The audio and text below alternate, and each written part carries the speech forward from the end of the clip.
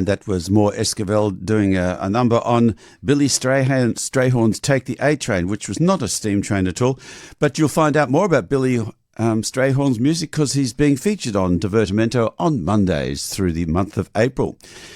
And we've got a live guest back in the studio again. Hello, Kate Herbert. Hello. Theatre Review. How are you this morning? I'm alive. That's handy. It is good.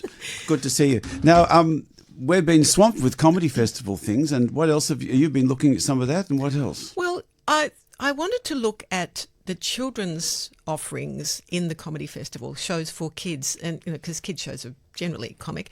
There weren't a lot, and I chose two, and I'll talk about one because the second one I went on not only the wrong day, but to the wrong venue. I mean, what an idiot. Oh, reliable, wonderful, yeah, yes. Really. Like no one was paying me for that. So I saw Fritz by Emily Bloom. Emily Bloom, directed by Claire Bartholomew, who is also a clown. So it's a clown show. It was at Northcote Town Hall. It was only a couple of days. But no relation to Fritz the cat, I hope. No, it's completely different. Fritz the bunny. This is Fritz the bunny. So it's sort of Easter bunny. I presume Fritz, you can book for, events and I'm sure performs all over the place, but not seasons in the way that you look at other theatre. So I suppose the first thing I think about is when I go to see children's theatre, I did a lot of it in the early days, and I was listening to Emmanuel Sonubi talk about loving touring. I did 3 years of it, touring to Working schools, with and it was with kids. Oh. Some of them were a lot of secondary shows, but the first year was 15 shows a week, 3 a day, and we go from 9:30 and then rush to 11 o'clock and then go to another school. Mad. Anyway, the little kids, they don't have the theatre etiquette that adults have, and even these slightly older kids. Yeah. I did a couple of kindy shows, like a 3 and 4 year old. They're like aliens. You have no idea what they're going to respond to. They could scream and cry. Yeah. The 5-year-olds get the joke. 3 and 4 year olds, nothing, silence or not a clue. I couldn't read them. Anyway, in this show, Emily Bloom as Fritz is working her little bunny ears off. She pops out of an enormous upside down magician's hat, top hat, with her bunny ears. Kids think it's hilarious, and there's parents and babies. But what do you do with the one recalcitrant kid down the front on a beanbag who calls out, "I want to go. I hate her." The "I want to go" was okay, but when he said "I hate her," I thought, uh-oh, what's she going to do now?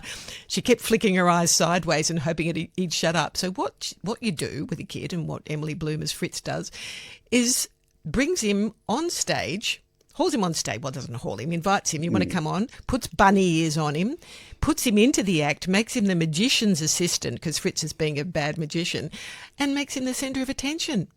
Doesn't that work for the kid? Let's not encourage children to no, do but that, if you're going to be performing, and then give him a carrot when he goes to sit down so his mouth's full. Yeah. So child dissatisfaction solved. Fantastic. But as an adult, I don't know about you, but I've got various strategies. If I'm in a show if I can leave at interval and I'm not writing about it, I can go. But I count the lamps. I learnt this from Jeffrey Mill many years ago, another reviewer who was a lighting designer. You count the lamps in the lighting rig, or you count the seats, or, wriggle, whatever, take notes. But kids don't have that etiquette at all. Anyway, Emily Bloom is Fritz. She's a cheery, anxious clown. Yeah. Seniors audiences can be a bit like that. Oh, they can. That's true. If you go to a matinee, often it's a seniors audience, and chat, they just talk, and they just really look. I'm here for entertainment, not about you. Anyway, as a senior, I'm allowed to say that. Yes, as am I. So she's in a saggy rabbit suit, and she's got her big bunny ears and oversized bunny teeth that keep hilariously dislodging. And they cause giggles, of course. She comes out, as I said, out of the hat, and she's supposed to be the assistant to Madame Magica. And Madame Magica's got stuck in Las Vegas for some reason, so Bunny has to do the show badly. In short, she conjures up a tacky sort of magician's costume and then hauls kids and parents on stage to do trick stunts like a ridiculous card trick, a disappearing mum. Where does she go? Behind the curtain. Mind reading, and the final stunt, the levitating rabbit, which is really charming because she puts a big whoopee cushion on her back and then, as a stick puppet, I won't explain how, floats off into this sort of planetarium sky. So it's really charming for kids, and it took off around the middle when the stunts started becoming sort of, more absurd. But I think there's always a thing with, in the holidays, people who don't go to the theatre themselves are taking their kids to the theatre. They want them entertained, of course, but the kids are learning a bit more about how to be in a space like that. And I was listening to a program, I think it was a stage show the other day, about a couple of people who were doing performance, mostly non-verbal, for 4 months to 3 years.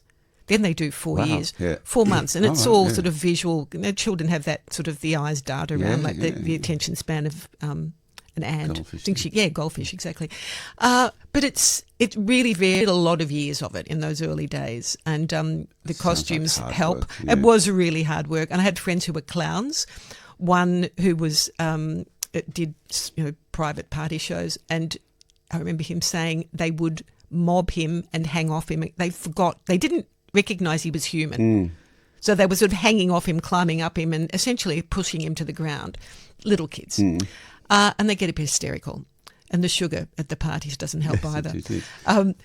We chatted with Adrian Daff, who's got a production coming up at MPAC. It's a film theatre, and they make, it's a theatre production making film and puppetry.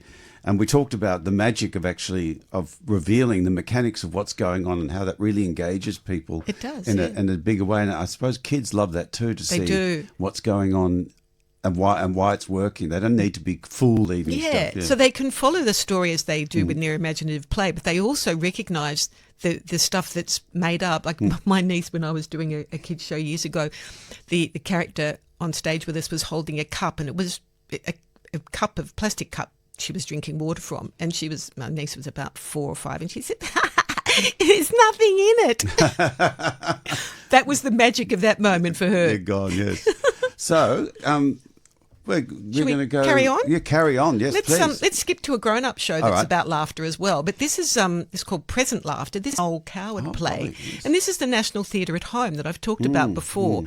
And I've finally, my dear husband got us a subscription to try it out for the National Theatre at Home. And the NT at Home, all those shows that are on that appear at the Nova, and I think Como or something, usually the Nova for a season, the more recent shows. So Who's in this one? This one is Andrew Scott. So I've been hanging out to see all of Andrew Scott's sort of... All slicks back. And, but on and off, depends on the time of day and the character. I want to say the Vanya, the one-man Vanya, but I'll talk about that another time. Yeah. So this is Present Laughter. Andrew Scott's playing the terribly histrionic and camp Gary Essendine, who's an actor. Famous actor, does all the sort of light, trashy comedies, but likes to think of him as a serious actor. But the beneath all that is a sort of rather dark and brooding, sense of despair. Lots of wonderful actors in it. There's Indira Varma as his charismatic, smart, sensible wife. Just quickly though, because I have to wind up. Is there a bit of a different take on Coward in this? Oh yes, there is. I'm sorry, that's what I was getting to slowly. The roles are switched. So in fact, he's presented as bisexual. So there's a reference in Coward's life, secret life, homosexual life, but characters that are women that he was having affairs with, this character Gary, are male. Right, yes. And so there's all sorts of shifts in it. So sometimes that mostly will outrage works. the purists. Absolutely. Does work most of the time. Yeah. Most of the time. Sometimes it's a bit of a stretch. Speaking of stretching. Look, thanks so much, Kate. What are we going to do now, Mr. Frank? Some music. Let's go to some music. Thanks for music. Let's go to some music. Thanks for it. It's lovely to see you again. Pleasure.